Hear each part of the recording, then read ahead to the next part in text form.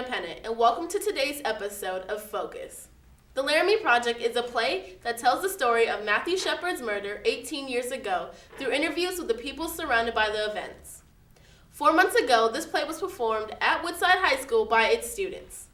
Today we have with us two of those students, Jacob Kanzler and Bethany Sestek. What were your guys' role in the play? I played a Catholic priest from Laramie, a college student going to a college in Laramie, and the father of Matthew Shepard. I was a waitress, I was Matthew's mother, and I was also the girlfriend of Aaron McKinney, one of the alleged murderers. So what was it like playing those roles? These roles, they're really deep because these are real people and they're giving their real thoughts on such a hard situation 18 years ago. And so to really get into these characters, it took a lot of work and a lot of strain on your emotions, really. I had some smaller roles, so I guess the most difficult part was to actually figure out things about my character without digging too deep, I guess. Trying to figure something out about the person and then portray it without overdoing it. Did you guys feel like you found an emotional connection with your characters? Not the characters per se, but the story itself, I'd say. And the character's part of that story, there's definitely a connection there. I'm sorry, go ahead. He said it all. So what was your guys' past theater experience? Jacob's been in most of the productions since. I've done some backstage stuff, lighting, and a little bit of acting on stage for the plays. But Jacob is actually the one that does most of the acting. Yeah. And what's your most vivid experience from this play?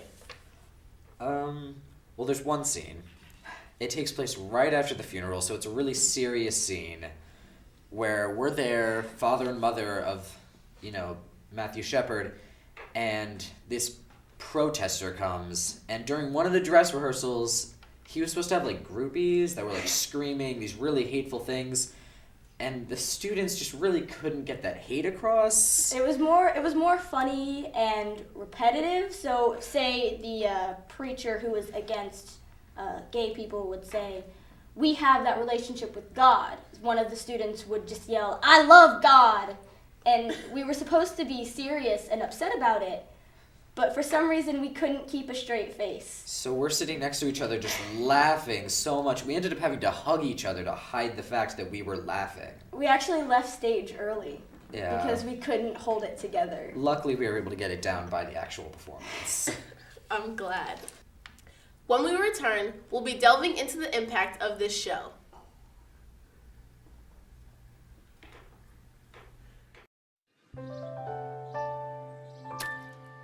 Oops.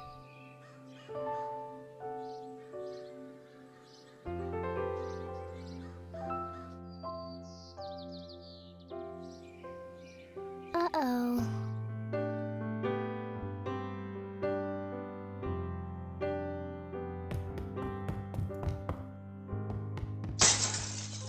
Sorry.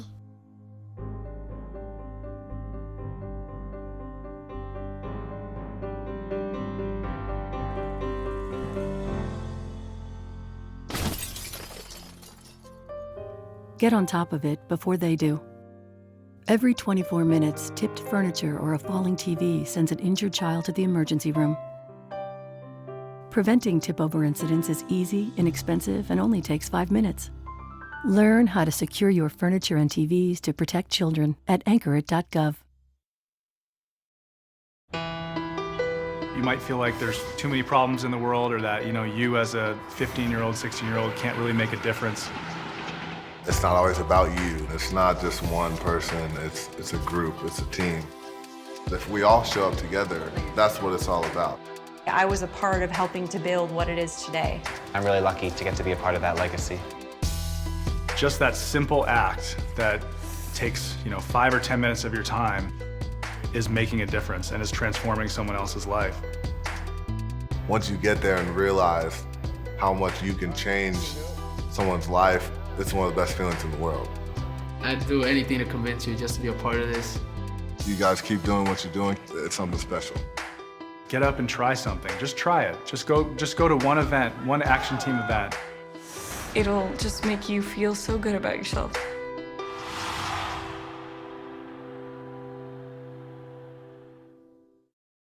I'm Leroy Green III. Behind me is the Laramie Project, a story about a young boy named Matthew Shepard that was critically beaten and killed due to his sexuality.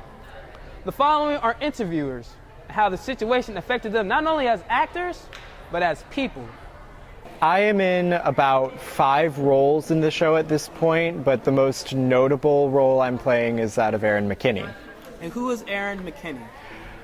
Aaron McKinney is the man who was mostly responsible for murdering Matthew Shepard, along with Russell Henderson.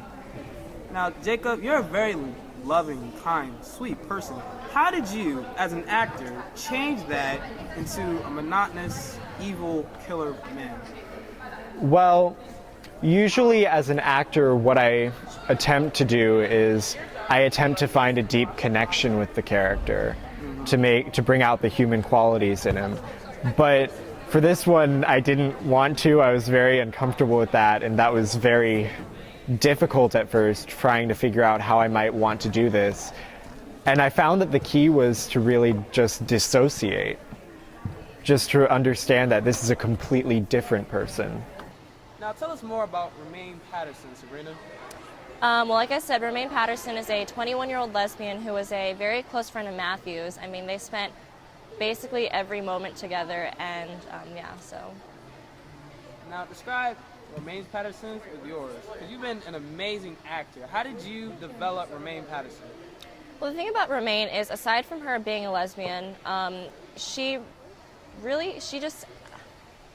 yes, she is a lesbian, but she's so, she's very discreet about it. She doesn't really, come off as a lesbian. I mean, I could go through the whole play without her saying that she's a lesbian, but she's just a normal person, but she also has that Spitfire attitude.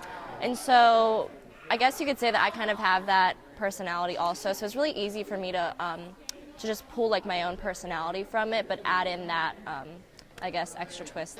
Officer Reggie Flutie, the character that I play in the Laramie Project, is the first responder to the call from the university student who finds Matthew's body out in the prairie in Laramie, Wyoming. So I am the first officer on the scene, and I am probably the third person to see Matthew in his condition. Now describe Matthew's critical condition. He's tied to a fence out in a prairie, so it's a buck fence. If you don't know what that is, you'll probably see it during the play. He's tied at the waist, and his hands are also above his head, but he's laying on his back. He's covered in blood, and he's in a rough condition. He's barely alive at this point. Now, what is your reaction when you first had to read what Flutie actually saw? What was your reaction?